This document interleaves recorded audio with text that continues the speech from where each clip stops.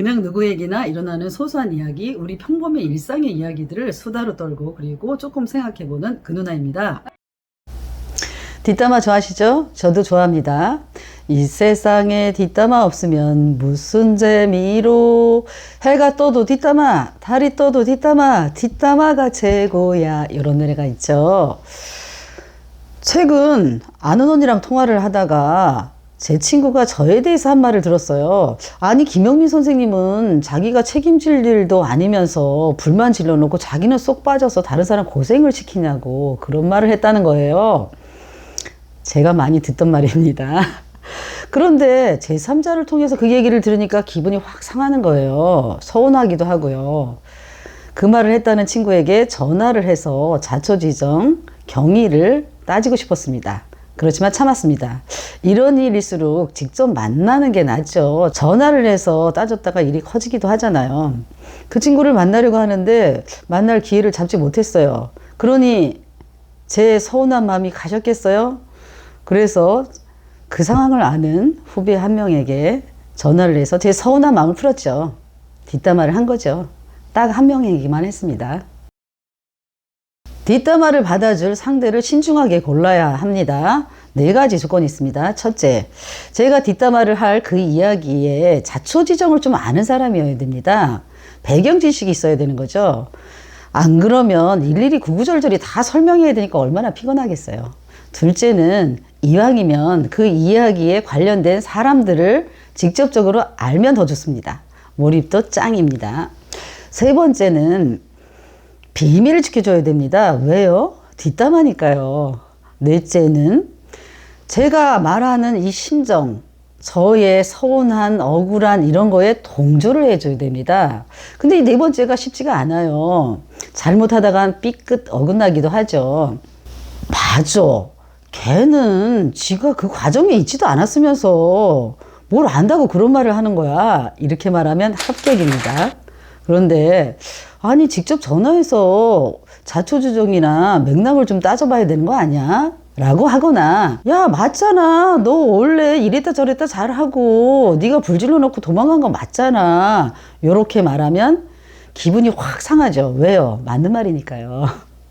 하여간 이 사건은 제가 딱 한 명에게만 뒷담화를 하고 난 것으로 사건이 종결되었습니다. 꽝꽝꽝. 뒷담화를 할 때도 있지만 뒷담화를 들을 때도 있습니다. 며칠 전 친구가 제게 너는 입이 무거워서 하는 얘긴데, 그러면서 자기에게 일어났던 서운했던 이야기를 미추할고추할 얘기하면서 자기 마음을 알아달라고 하는 거예요. 사실 저 입 무겁지 않습니다. 그 얘기를 들은 후 말하고 싶어서 입이 간질간질한 걸 참느냐고 혼났습니다.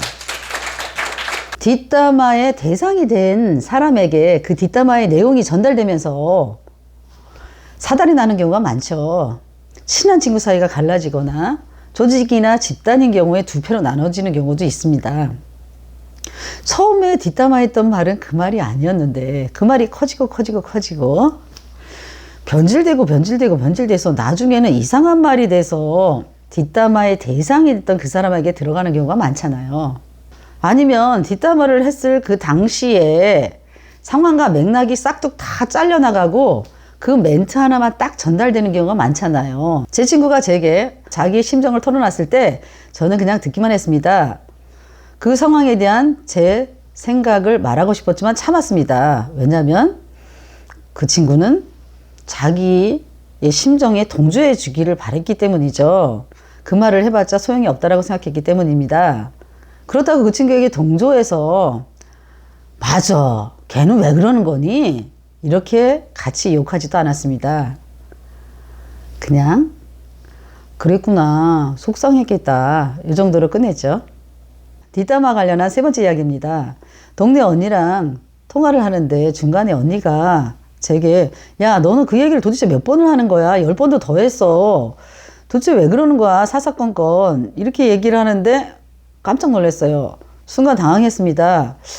제가 언니에게 그 말을 그렇게 많이 했나? 그 말이라는 건 언니를 비판하는 말이었던 거죠. 그렇게 많이 했나? 하나하나 따져묻고 싶었어요. 언제 내가 그 말을 했다는 거야, 언니한테 여러 번. 그렇지만 그걸 따져 물을 상황이 아니라고 생각했습니다. 오히려 그 상황을 더 악화시킬 거란 생각이 들어서 그냥 참고 꼭 참고 언니가 하는 얘기 끝까지 다 듣고 언니 미안해. 내가 다음부터 조심할게. 이러고 전화를 끊었습니다. 아침에 일어났는데도 서운한 감정이 가시질 않는 거예요. 방어를 하지 않은 상태에서 어퍼컷을 한 대 딱 맞은 그런 느낌인 거 있죠. 저만의 수련법이 모닝페이지에다 마구마구 썼습니다. 그래도 이 감정이 흘러내려가질 않는 거예요. 동조자를 구하고 싶었습니다. 저희 지지자를 구하고 싶었습니다. 저희 심정을 막 하소연하고 싶었어요. 그렇지만 참았습니다. 그건 뒷담화잖아요. 그런데 다음날 언니에게 전화가 왔습니다. 땡땡땡 이렇게 찍히더라고요. 안 받았습니다. 아직 제 감정이 정리가 되지 않아서 전화 통화를 했다가는 더 안 좋아질 것 같아서 받지 않았죠. 그랬더니 바로 문자가 왔습니다. 그 전날에 일에 대해서 사과하고 싶다고 전화를 받아달라고 하더라고요. 그래서 제가 이렇게 썼죠. 언니, 제가 좀 생각할 시간이 필요해요. 저는 시간의 힘을 믿어요. 이렇게 문자를 보냈더니 언니가 다시 장문에 그런 글을 보내왔더라고요. 그 당시 제게 왜 그런 말을 했는지 자초지정을 설명하는 글을 보내왔습니다. 눈물이 왈칵 나더라고요. 저 뒷담화하지 않고 참은 거 잘했죠. 사람들이 왜 뒷담화를 할까요? 자기의 서운하거나 억울한 그 감정을 불러일으켰다고 생각하는 그 사람에게 직접 말하면 되는데 그렇게 말하지 않는 이유는 말했다가는 받아주지 않을 거라는 그런 의심과 관계가 틀어질 것 같은 그런 두려움 때문이 아닐까요? 개는 개껌을 씹고 사람은 사람을 씹는다 그러잖아요. 술자리에서 노가리 씹는 것만 맛있는 게 아니라 사람도 같이 씹으면 그 맛이 아주 배가가 되죠. 오늘 이 에피소드를 들으시면서 저기에 나오는 사람이 나 아니야 라고 하면서 서운해 하시는 분 계실지도 몰라요. 맞습니다. 저 뒷담화 한 겁니다. 철저히 제 입장에서 편집된 제가 소화한 만큼의 이야기를 했습니다. 너그러이 양해해 주시길 바라겠습니다. 이상 그 누나의 김영미였습니다.